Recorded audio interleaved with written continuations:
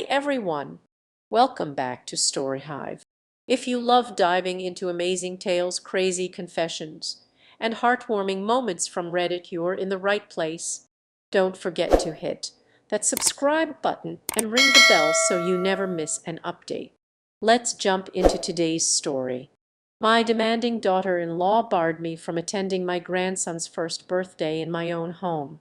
So I packed their bags, changed the locks, and kicked them out to teach her a lesson. I am a 66-year-old single man. I lost my wife 3 years ago, and since then I have been single. Actually, I'm heartbroken. Next Sunday is my grandson's birthday, and my daughter-in-law has not invited me to the party. I didn't even know there was a party organized until my friend, who is their neighbor, told me. His granddaughter got an invitation card to the birthday of my grandson. He didn't know I was not invited. We go for morning walks together, and on our way, he told me about the party.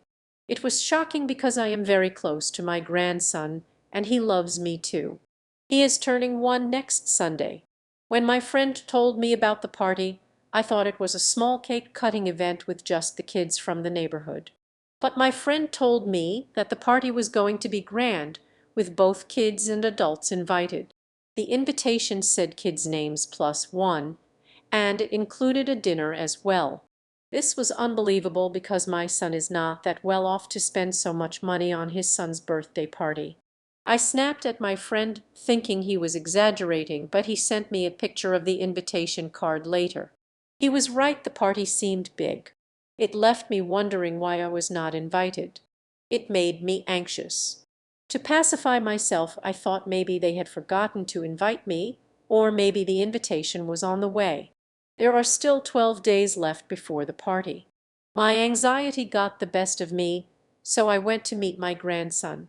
When I arrived, I saw my daughter-in-law immersed in her phone while my grandson was playing by himself on the lawn. I picked him up and played with him while my daughter-in-law stared at me from the window. My daughter-in-law has always been resentful of me. She has never liked me or my wife. I don't quite understand the reason behind her dislike, but maybe she thinks we are inferior to her. Actually, she is from a well-off family, but we are not rich. We aren't poor, but we don't have as much money as her dad. Besides money, it's a matter of social status as well.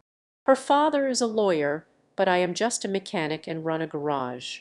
If she's proud of her dad's money, then it's a hollow pride because her father resents her and doesn't give her a penny even when she needs it the most. Last year, during COVID, when my son lost his job, their finances were affected very badly. She is a homemaker, and they had just one source of income. Losing that job was a mighty blow to them. They started living on their savings, but eventually that also dried up. My garage business also dwindled during the COVID lockdown, yet I helped them in every way I could. But my finances were also running tight. Their situation got so bad that they were not able to pay their house rent and got an eviction notice from the owner. I was living alone, so I offered them to move into my house while I moved to my garage. I have a 2-bedroom house with a kid's room. I could have stayed in my house with them, but I knew that my daughter-in-law would be uncomfortable around me. That's the background of my situation. When I went to meet my grandson this morning, I thought my daughter-in-law would tell me about their birthday plans. But to my disappointment, she didn't say a word until now. I was hoping that she had forgotten to invite me, but now it seems evident that she doesn't want me there. It breaks my heart to think about what I did wrong to her to get this treatment. I have always tried to make their lives comfortable and help them out, and this is what I get in return. Update 1. Thanks for all the kind words. You guys are right, daughters-in-law, especially in our 60s, are treated as third-class citizens. It does feel very lonely in this world. 60 is indeed a hard time. It's like too old to live and still young to die. I tell you, my friend, if you have a partner at 60, treasure them because you're going to miss them like hell. I never felt the need for a friend until I lost my wife, but after her demise my life has been just so empty. Yesterday my son called me and said they would be dropping my grandson off to me because they were going out for shopping.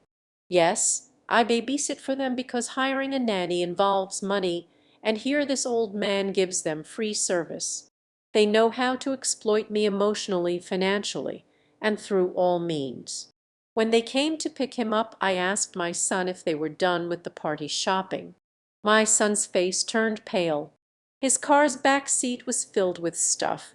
He dismissed it and said, "Oh, no, no, there's no party. We bought some toys for the baby. That's it." He is not good at lying. I looked at him with a straight face and said I saw the invitation card that was given to the neighbors.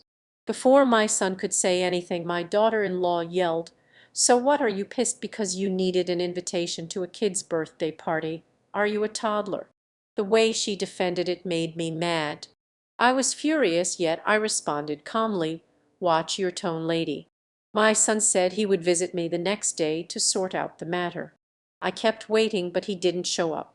How naive of me to think he would come to apologize for his wife's behavior and request me to join the party.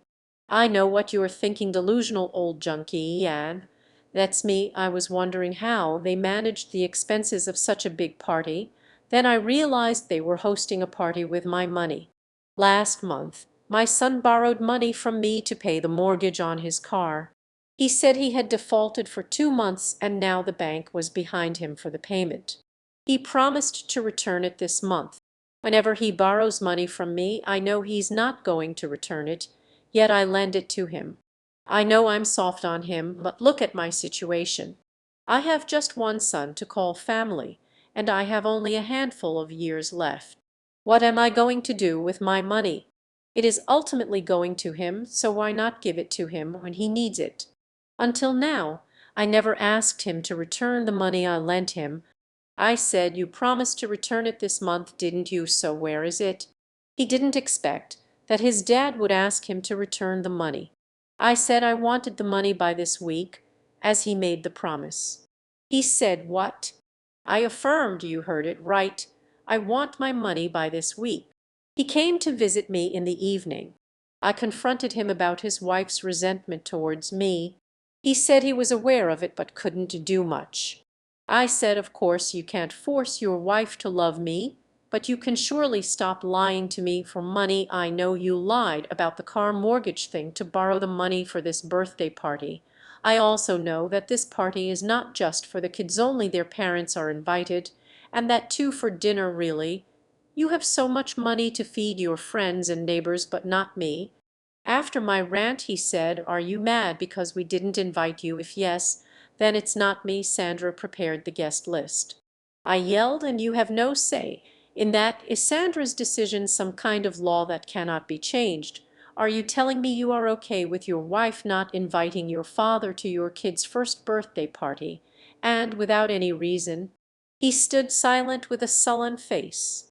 What else could he do? He is too weak to open his mouth in front of his narcissistic wife.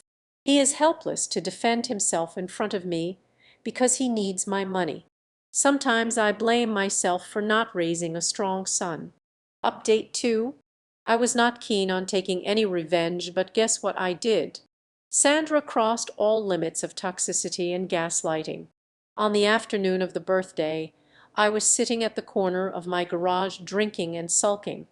I was so stupid to think maybe his guilty conscience had kicked in and he was calling me to invite me to the party. Don't cuss me if I say I even bought gifts for my grandson. I thought if they invited me last minute, I would have to rush. I know I surpassed all levels of desperation. I thought even if they didn't invite me, I owe a gift to my grandson, and I would give it to him the next day. To shatter my daydreaming, the call was to babysit my grandson. My son had to rush to the office for some immediate work. He said Sandra had gone to pick up her parents from the airport. Hearing this, I lost my mind.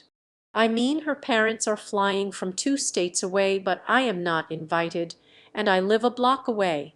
Before I could say anything, he said he would drop my grandson off at my place. I asked him to come with the baby because he needed to explain this to me. I also asked him to bring a copy of the invitation card because I wanted to know the exact address of the party. He came with my grandson.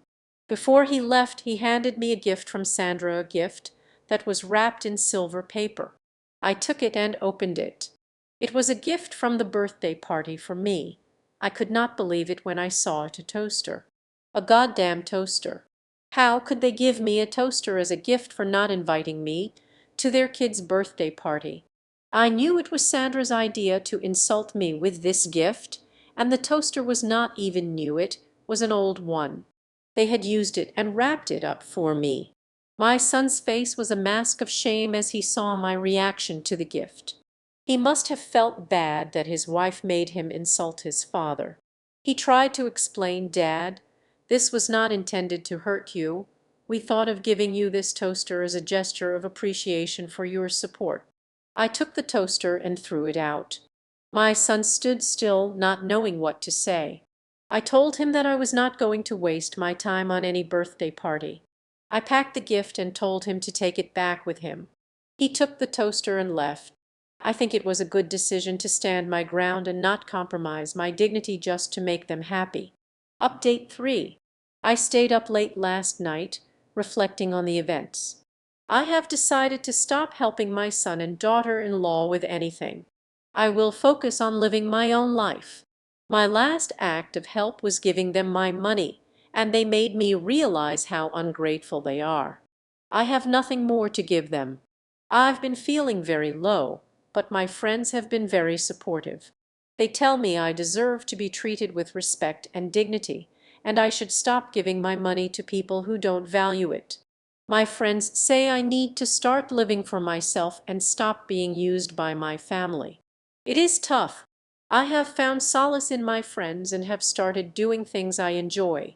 Sometimes I feel a void, but I'm learning to fill it with new experiences rather than hanging onto past hurts. I think that's the best way forward for me. Thanks for tuning in to today's Reddit story. If you enjoyed it, please give this video a thumbs up and share it with your friends. And if you haven't already, make sure to hit that subscribe button and ring the bell so you never miss out on more amazing stories. See you next time.